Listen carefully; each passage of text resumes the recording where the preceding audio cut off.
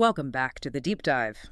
Today, we are opening a file that sits right at the intersection of high finance, political corruption, war, and, frankly, the absolute darkest sides of human nature. It really is an incredible story. It has everything you could want. It's got a mania that gripped an entire nation. It involves the most famous scientist in history losing his shirt. And it's about a company that became, for a time, the most valuable entity in Britain. Despite, and this is the key part, isn't it? Despite having almost no realistic prospect of doing the business it was supposedly famous for. Exactly. That's the core paradox of the whole affair. We're talking, of course, about the South Sea Company and the infamous South Sea Bubble of 1720. The bubble of 1720, yes. A moment that, completely changed British history. And I think for most people, when they hear South Sea Bubble, they think, okay, a bunch of people in wigs bought some stock, the price went up, the price went down, people lost money. It sounds like a pretty standard stock market crash. Right. It gets lumped in with tulip mania, as one of those crazy things people did in the past. Yeah. It's almost treated like a historical curiosity. But looking at the sources we have today, which is this really deep dive into the company's history, its founding, the actual trading records, and the parliamentary inquiries that followed, this isn't just a financial story. Not by a long shot. Not at all. I mean, the finance is just the engine. The story is about what that engine was running on. It's a story about the slave trade. It's a story about bribery that went all the way up to the king's inner circle, even his mistresses. And it's a story that actually reshaped the British government for a century. It really did. Yeah. And to understand the scale of this, you have to realize that this wasn't just a bad day on the market. This was a national trauma. It was an event that ruined thousands and thousands of families, from, aristocrats down to their servants. And it implicated the highest levels of government. It brought down the Chancellor of the Exchequer. And it led Isaac Newton, the man who literally discovered gravity, the smartest person of his age, to say that famous line, "I can calculate the movement of the stars, but not the madness of men." Which is just so telling, isn't it? If Newton can get swept up in it, what chance did anyone else have? None at all. So our mission today is to unpack this. How did a company with no real business become the most valuable thing in Britain? Why did the government not only let it happen, but actively help it happen? Right. And this was the part that surprised me when I first looked into it. How on earth did this company survive for another 100 years after the crash? That's the crazy part. I always assumed it just vanished. Poof, gone. No, it didn't. It stuck around like a ghost, haunting the London markets for over a century. A zombie company. A zombie company, I like that. So let's rewind. Let's set the stage. We are in the early 18th century. What is the vibe in Britain? What's going on? The vibe is expensive, to put it mildly. We need to go back to about 1710, 1711. Britain is a rising power, no doubt, but it is under immense, and I mean immense, financial strain. Wars are not cheap. No. Mm-hmm. And Britain was fighting two of them at the same time. You had the War of the Spanish Succession, which was basically a world war of its time. It dragged in France, Spain, the Holy Roman Empire, everyone. A massive continent-spanning conflict. And at the same time, you had the Great Northern War simmering away in the background, which tied up resources and attention. So the government is just hemorrhaging money. To pay for soldiers, ships, supplies, all of it. Exactly. And the way they had been paying for it was a complete mess. The sources describe the national debt not as one single thing, but as a chaotic, piecemeal arrangement. You had different government departments just borrowing money on their own terms. So there was no central treasury, no single credit card statement for the country? Precisely. It's total chaos. The Navy would issue these things called Navy tickets to sailors instead of cash. So you're a sailor, you've been at sea for 2 years, you get back to port, and you're handed a piece of paper. An IOU from the government. An IOU. And if you need to buy bread or pay your rent, you have to sell that ticket to a loan shark on the street for maybe half its face value. The government's credit was effectively junk. So nobody trusts that these IOUs will ever be paid in full? Absolutely not. It was a crisis of confidence. And in 1710, a man named Robert Harley becomes the Chancellor of the Exchequer. He's the guy in charge of the money. And he looks at the books and he realizes they are in a very, very deep hole. How deep? The government owed about £9 million in this kind of unsecured floating debt. Which, in 1710 money, is an astronomical sum. It would be like trillions. Today, it felt completely insurmountable. It's a huge number. And the really scary part was there was no income allocated to pay it off. It was just this Big, scary number hanging over the country's head, getting bigger all the time. Now, normally, if the government needed money or needed to manage its finances, they would go to the Bank of England, right? You'd think so. The Bank of England was already around at this point. Yeah, it was established about 16 years prior in 1694. But here's where the political friction comes in, and this is so crucial to why the South Sea Company even exists. Right. It's not just a financial story, it's a political one. The Bank of England was a Whig institution. The Whigs were one of the two main political parties. Robert Harley, our new chancellor, he was a Tory. So you have this intense political rivalry baked into the financial crisis. It's a perfect storm. Harley cannot go cap in hand to the Bank of England because he doesn't want to give his political enemies more power, more leverage over the government. They would have him over a barrel. So he needs an alternative. He needs a Tory bank, a financial institution that is loyal to his party and his government. He needs to create a counterweight, a new way to fund this debt that completely bypasses the Whigs, and that's where the schemers come in. Enter John Blunt. Now, Blunt is a fascinating character. He isn't some highborn aristocrat. He's a scrivener, a professional writer, a dealer in financial paper. He was a director of a very ominously named outfit called the Hollow Sword Blade Company. The Hollow Sword Blade Company. That sounds like a front for a pirate crew or an assassin's guild. It sounds incredibly ominous, doesn't it? And it sort of was. It was originally a company that, yes, made sword blades, but by this time, under Blunt's guidance, it had pivoted. It had effectively become an unofficial bank, a shadow bank, really. A bit of a rogue operation. Very much so. Blunt was a financial engineer. He was one of those guys who understood how to move paper around to create value, or at least the appearance of value. He was a master of the game. So Harley the politician and Blunt the financier get together. They look at this 9 million pound debt mountain. What is their big idea? The idea is what we now call a debt for equity swap. This is the core mechanic you absolutely have to understand to get the South Sea bubble. It sounds technical, but it's actually a brilliant piece of financial sleight of hand. Okay, let's unpack this. Break it down for us. How does it work? Okay, so imagine you are a creditor. You're holding one of those government IOUs, one of those Navy tickets. The government owes you £100. But because everyone knows the government is broke, if you tried to sell that IOU on the street, maybe you'd only get £55 for it. It's trading at a huge discount. Because nobody thinks I'm actually getting my full £100 back. I'm holding a toxic asset. You're nervous. You'll never see the full amount. So Harley and Blunt come to you and say, tell you what, turn in that IOU to our new company, the South Sea Company. We will take that dodgy debt off your hands. Okay. In exchange, they say, we will give you shares in our brand new South Sea Company, and we will value your debt at the full £100. So I trade my dodgy government debt, which is worth maybe 55 quid, for £100 worth of stock in this new shiny corporation. On paper, I've just doubled my money. Exactly.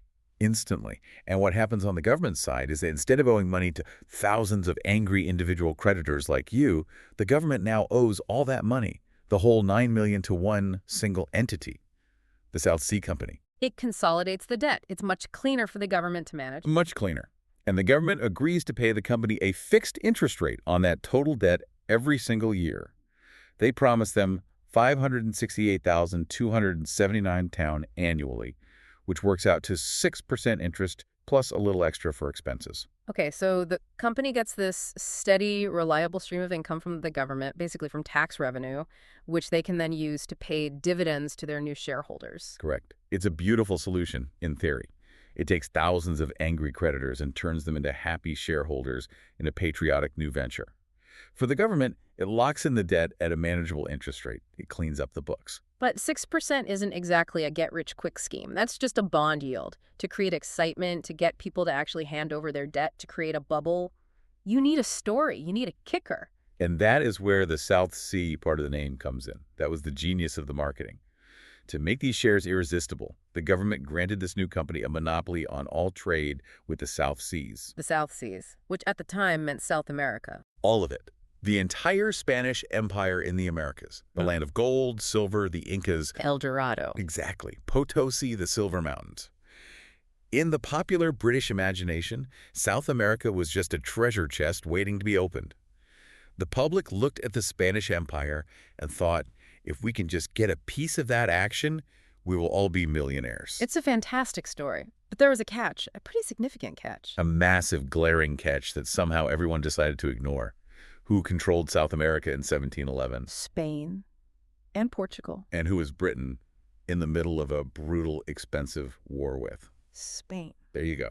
So the government is granting a monopoly on trade with a continent that is entirely controlled by an enemy nation that you are currently fighting a war against. So the actual realistic prospect of any trade happening was zero. In the immediate term, absolutely zero. The founders, Harley and Blunt and the rest, they knew this perfectly well. The source material is very clear on this. They knew there was no money for trade. They knew the ships couldn't sail. So what was the point? The objective was never really about trade, not at first. The objective was to consolidate the debt, make the founders wealthy through fees and their own stock holdings, and secure a powerful position with the government. The trade with South America part was just the shiny object, the marketing hook to dangle in front of the public. It's the wrapper on the product, the sizzle, not the steak. It's pure marketing. But you know what? People bought it.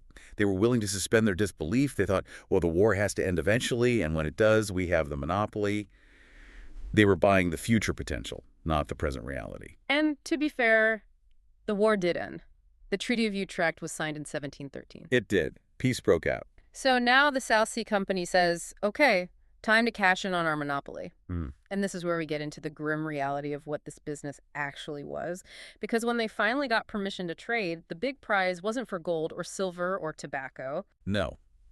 And this is the dark heart of the story that often gets glazed over when people talk about the financial side of it. The main prize that Britain won in the peace treaty, which was then handed directly to the South Sea Company, was the Asiento de Negros. The Asiento, which was a contract, a 30-year monopoly contract that gave the South Sea Company the exclusive right to supply enslaved African people to the Spanish colonies.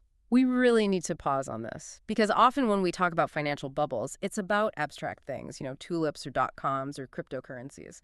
This bubble, at its core, was built on the back of the transatlantic slave trade. Absolutely. That was the business model.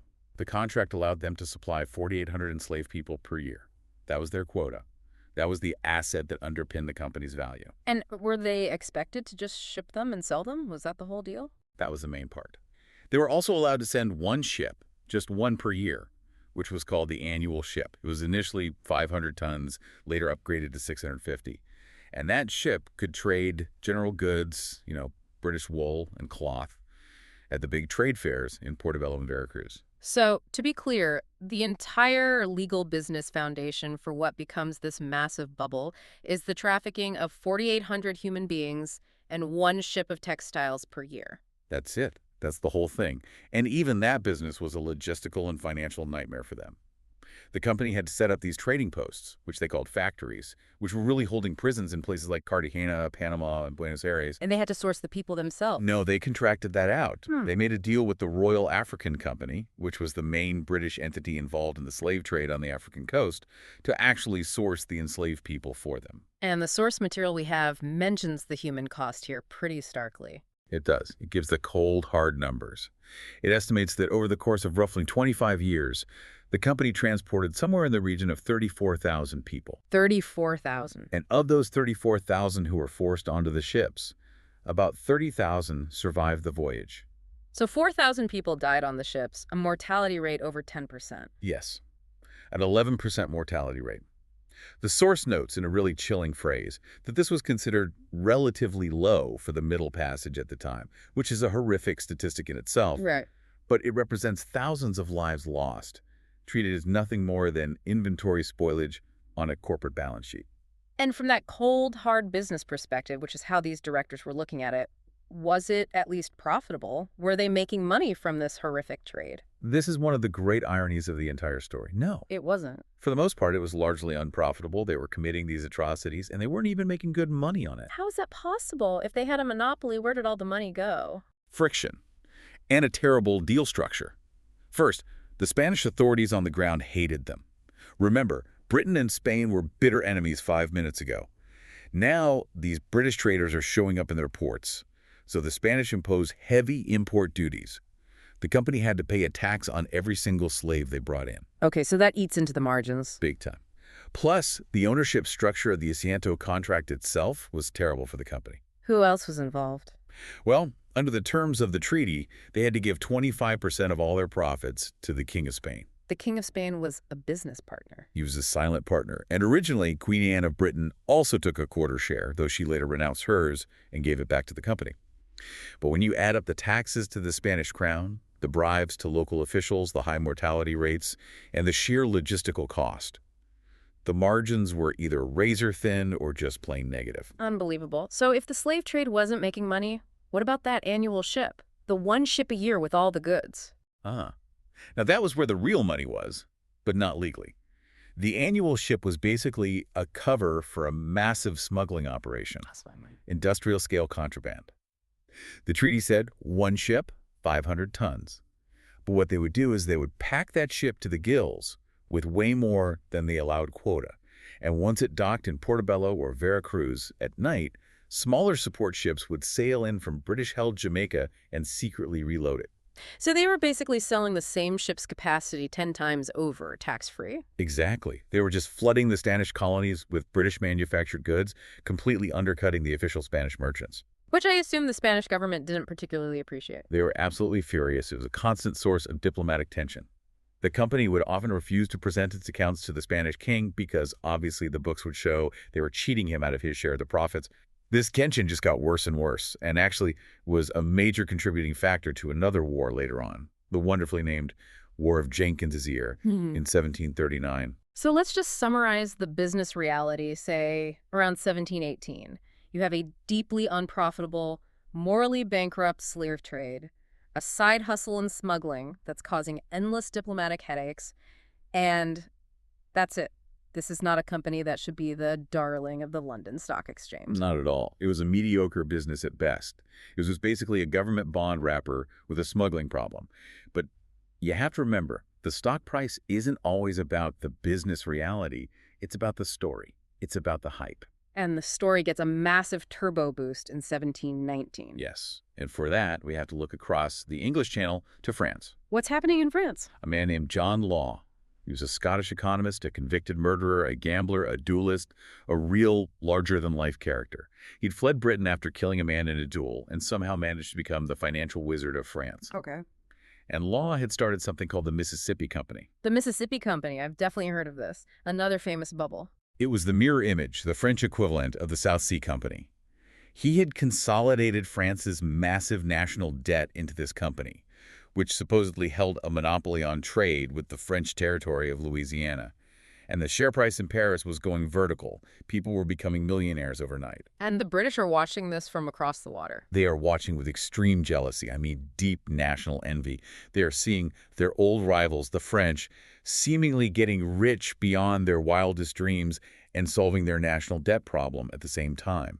And the South Sea directors, John Blunt and his crew, they think, we can do that.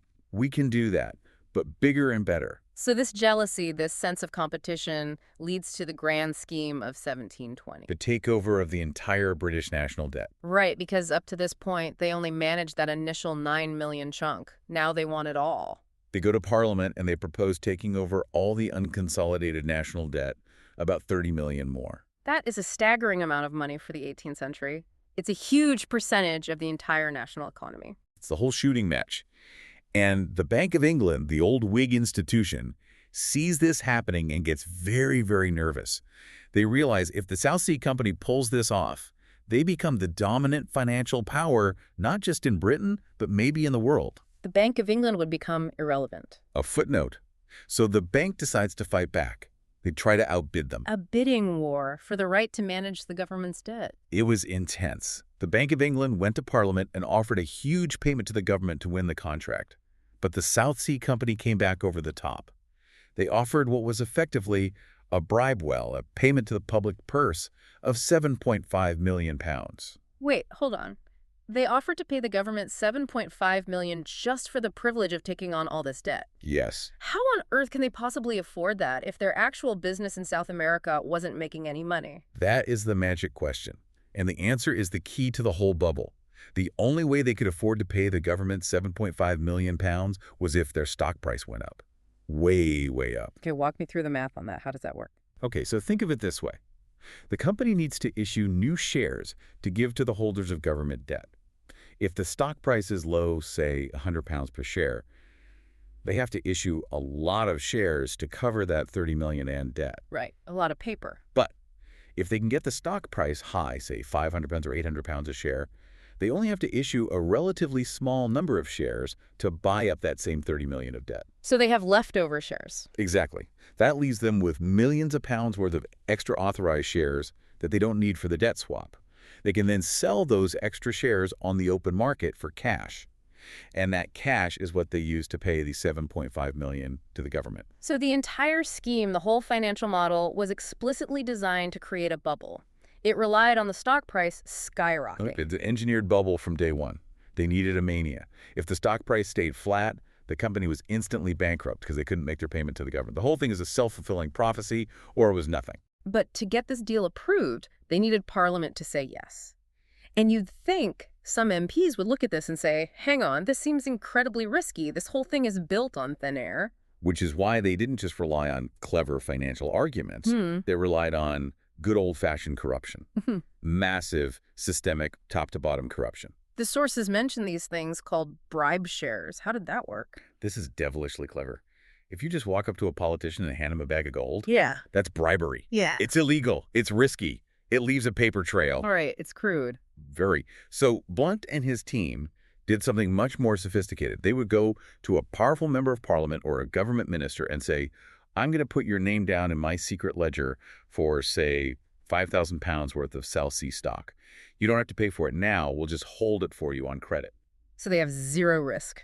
No skin in the game. Zero risk. Then they'd say, later, when the stock price goes up, you can sell it back to us at the new higher price, and you just keep the profit. It's a risk-free bet. If the stock goes up, they get a pile of free money. If the stock goes down, they lose nothing because they never paid for it in the first place. Precisely. But what this really does, the genius of it, is it perfectly aligns the politician's personal financial interest with the success of the bubble. Now that politician wants the stock to go up, he will vote for the bill. He will talk up the company's prospects to his friends. It turned the government into a hype machine for the company. It did. And they gave these bribe shares to everyone who mattered. The Chancellor of the Exchequer himself, John Aislabie, got a huge chunk. The Postmaster General, key members of the House of Lords. They even gave them to King George I's mistresses. The king's mistresses, seriously. Oh, yes. The Duchess of Kendal and the Countess of Platten. They were nicknamed the Elephant and Castle. These were the German mistresses of King George I, and they had immense influence at court. You couldn't get to the king without going through them. Giving them shares was a direct line to the throne. So the fix was well and truly in. The fix was in. The bill passed Parliament. The South Sea Company won the contract. And then the real marketing began. The mania. This is section 4 of our story. The mania. The spring and summer of 1720. The moment the madness took hold. So give me the numbers. Where did the stock price start in 1720 and where did it go? Okay, so in January 1720, before the big scheme was approved, the stock was trading around 128 pounds per share. Okay, respectable price. By February, as the bill was being debated, it hit 175 pounds. Once the bill passed in March, it jumped to 330 pounds. It's more than doubled in 2 months. And it's just getting started. By May, it's at 550 pounds. And what's driving this? Is there any actual good news coming from South America? Did they announce, oh, we finally signed a new trade deal with Spain? No, that's the incredible thing. There was zero positive news from the actual business. It was all rumors. Extravagant rumors, the source calls them. The company directors would deliberately plant whispers in the coffee houses of London. What kind of things? Things like, a treaty is about to be signed with Spain that will give us free and unlimited trade. Or, my favorite, they whispered that Britain was going to trade the Rock of Gibraltar to Spain in exchange for gold mines in Peru, which would be handed over to the company. And none of it was true. Not a word of it. It was pure fiction. But the public ate it up. A frenzy gripped the nation. And it wasn't just the rich elite in London. It was everyone. Peasants, lords, merchants, scientists, widows. Everyone was trying to get a piece of the action. It's the fear of missing out. 300 years before we had an acronym for it. It really was. You would see crowds of people in Exchange Alley in London, just desperate to buy shares. And this incredible success spawned hundreds of copycats. This is one of my favorite parts of the story. These are the other famous bubbles, right? The really absurd ones. The most ridiculous business proposals you can imagine. Because the South Sea Company was making so much money on paper, hundreds of other bubble companies popped up to try and catch the wave. Give me some examples. There were companies formed for turning quicksilver into a malleable metal. There was one for importing jackasses from Spain, Wait, literally importing jackasses, as in donkeys. literally donkeys, and people bought stock in it. There was a company for a wheel for perpetual motion. There was one for improving the art of making soap. And people were just throwing their money at these things. They were lining up. But the most famous one, the one that perfectly captures the madness, was a company described in its prospectus as being for carrying out an undertaking of great advantage, but nobody to know what it is. Give us your money. We won't tell you what we're doing with it, but trust us, it'll be great. And the promoter opened the subscription list in the morning, took in 2,000 pounds of fortune at the time, and reportedly fled for the continent by that afternoon with the cash. That is absolutely incredible. But here's the twist, isn't it? The South Sea Company, the mother of all these bubbles, looks at all these little bubbles popping up around it and gets annoyed. They did. They got very territorial. They saw these other companies as competitors for capital. Every pound that an investor put into a jackass import company was a pound that wasn't being used to bid up the price of South Sea stock. So what did they do about it? They used their political influence. Remember, they basically own the government at this point to get Parliament to pass a new law, the Bubble Act of June 1720. The Bubble Act. This law essentially forbade the creation of new joint stock companies without a royal charter. Basically, it made it illegal to start one of these new public companies unless you had explicit and very hard to get permission from the king. So they were trying to legislate their competition out of existence. They were trying to clear the field so Yeah. that all the speculative money in the country would have only one place to go into their stock. Then did it work? It worked too well. Yeah. And this is the great, beautiful irony of the whole story. This is the real aha moment for the listener. Okay, unpack it for me. When the Bubble Act passed, it caused a panic among investors who had put their money into those smaller, now illegal companies. They all tried to sell their shares at once to get their cash out And the prices of those small bubbles collapsed. instantly. But here's the thing. Many of these investors had bought those shares on credit. They had borrowed money to speculate. When the small bubbles popped, they were suddenly facing margin calls. They needed cash, and they needed it fast to pay their debts. They had a liquidity crisis Exactly. And where was most of their remaining cash tied up? in South Sea stock. Precisely. So to cover their losses in the small bubbles, they were forced to sell their South Sea shares.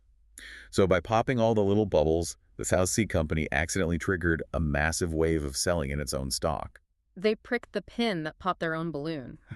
That's almost poetic justice. It's a perfect lesson in unintended consequences. You can't just destroy confidence in one part of the market and expect it not to bleed over into the rest. Confidence is contagious, but so is fear. So we hit the peak. Early August 1720. The stock price touches 1,000 pounds a share. And even 1,000 pounds. At that price, the company is valued at more than twice the value of all the land in England. It's a valuation completely disconnected from any possible reality. And then the selling starts. The selling that their own act triggered. It starts slow at first, just a trickle, Yeah. but then it cascades. Yeah. The price falls. People who borrowed money to buy shares get margin calls, forcing them to sell, which pushes the price down further, which triggers more margin calls. It's a death spiral. What were the numbers on the way down? From 1,000 pounds in early August, it was down to 700 pounds by the end of the month. By the end of September, it was back down to 150 pounds. From 1,000 pound to 150 pounds in about 2 months. A complete and total collapse. And because the company itself had been lending money to people to buy its own shares, this was another one of John Blood's genius ideas, the company was destroyed along with the shareholders. Explain that loan scheme. That seems insane. It was.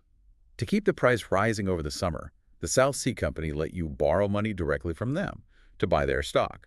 So you could buy a share for, say, 500 pounds, but you only had to put 50 pounds down, and the company would lend you the other 450 pounds. But the collateral for that loan is the share itself. Exactly. So when the stock price drops from 500 pounds down to 300 pounds, the collateral is now worth less than the loan. The borrower defaults. The company doesn't get its money back. The borrower loses their deposit. Everyone goes broke simultaneously. It was financial dynamite. Banks failed. Goldsmiths, who acted as proto-banks, failed. Thousands and thousands of people were utterly ruined. The sources talk about suicides, people fleeing the country. It was a national trauma on a scale that's hard to imagine. And this brings us back to Sir Isaac Newton. Poor Isaac. A genius in physics, but not in market timing. He was actually in early, wasn't he? He was one of the smart ones. He was. The story goes that he bought in early in the year, made a very handsome profit of about 7,000 pounds, and sold out. He cashed in his chips. But then he had to sit and watch as the price kept going up and up and up. Yeah. He watched his friends and his colleagues, people he considered not nearly as smart as him, making absolute fortunes. And the FOMO, the psychological pressure, it just broke him. He couldn't stand it. He jumped back in near the top. Oh, no. And he rode it all the way down. He lost something like 20,000 pounds. Which in today's money is millions. A huge portion of his personal wealth wiped out. And that's when he supposedly made that famous quote. I can calculate the movement of the stars, but not the madness of men. It just shows you, doesn't it? Raw intelligence is no defense against the psychology of a mania. None whatsoever. So the bubble has burst. The country is in financial ruins. The public is furious. They want heads to roll. They want blood. They want scapegoats. Yeah. Parliament is recalled in December, and the investigation begins. And this is where all the skullduggery, as the sources call it, starts to come to light. Because the directors of the company didn't just lose money like everyone else. They had been selling, hadn't they? Right. Oh, of course they had.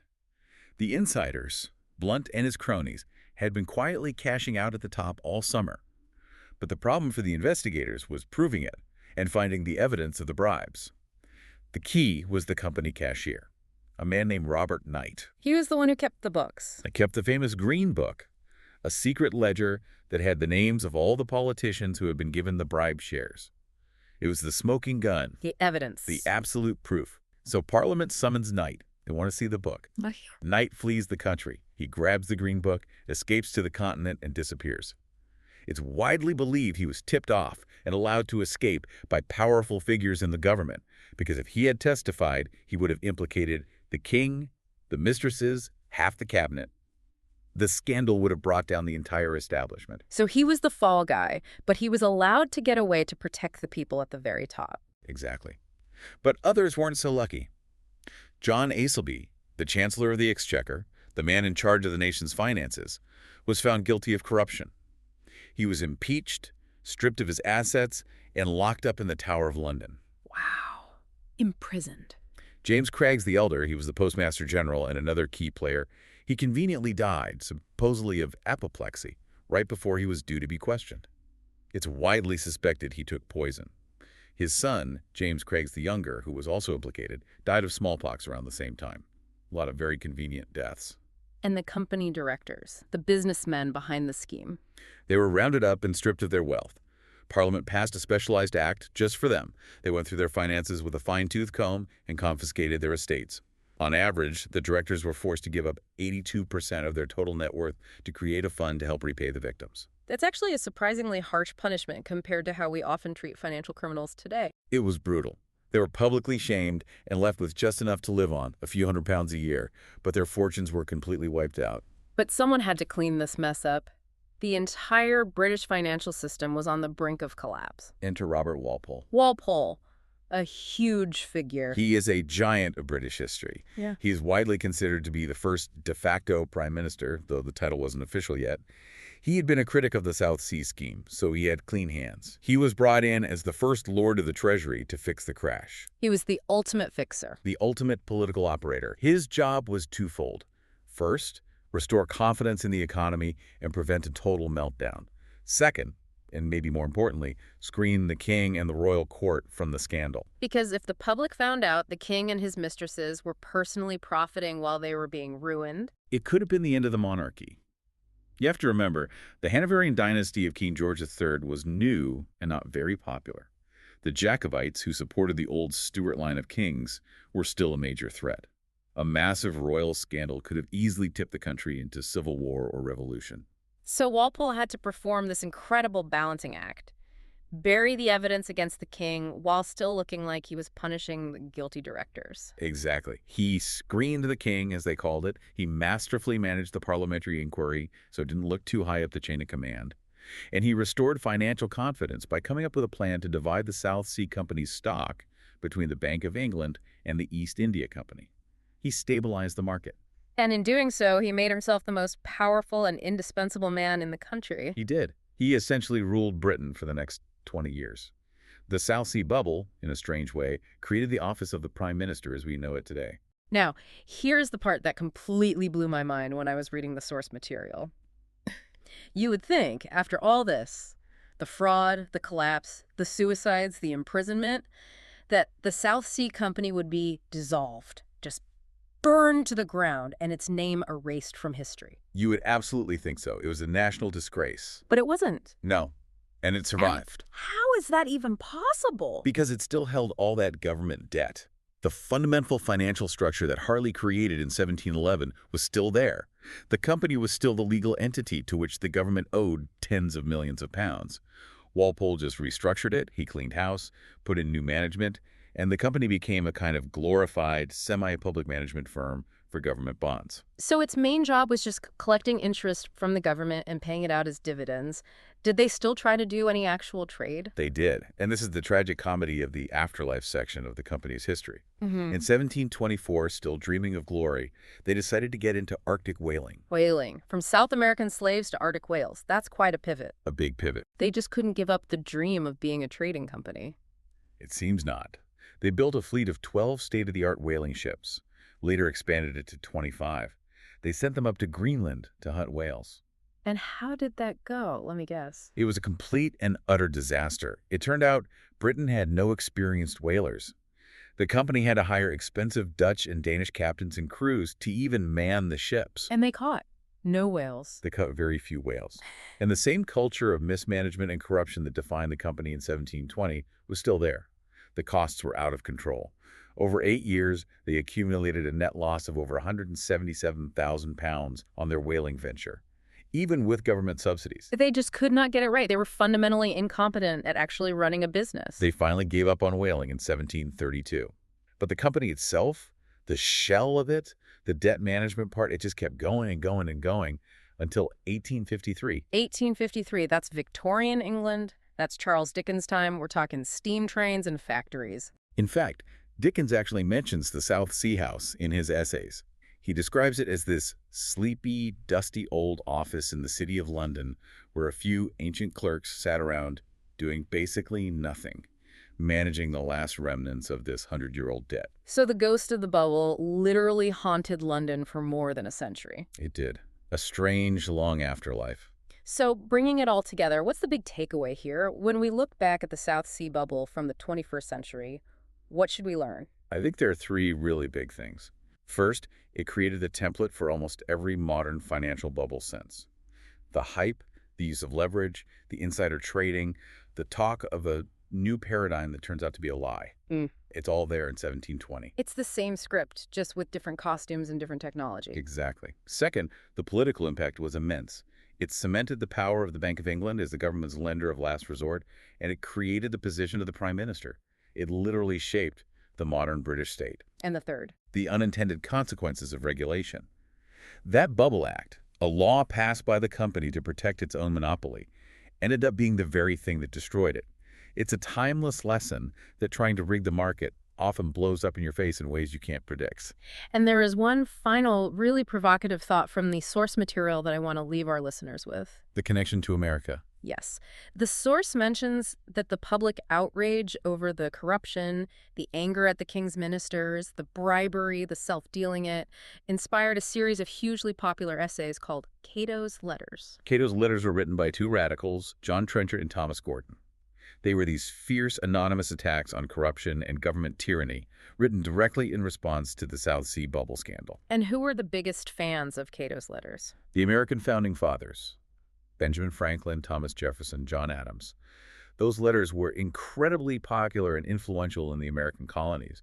They became a kind of foundational text for the arguments against British tyranny and for Republican government. So in a weird, winding historical way, a fraudulent stock market scheme in London in 1720 helped to plant the intellectual seeds for the American Revolution in 1776. It's the butterfly effect of history, isn't it? Yeah. The greed of a few men in Exchange Alley may have inadvertently helped to inspire the creation of the United States and cost Britain its American empire. That is a lot to process, from debt schemes and royal mistresses all the way to the Declaration of Independence. It's quite a story. Yeah. One that just keeps on giving. Thank you for taking us through it, and thank you all for listening to The Deep Dive. We'll catch you on the next one.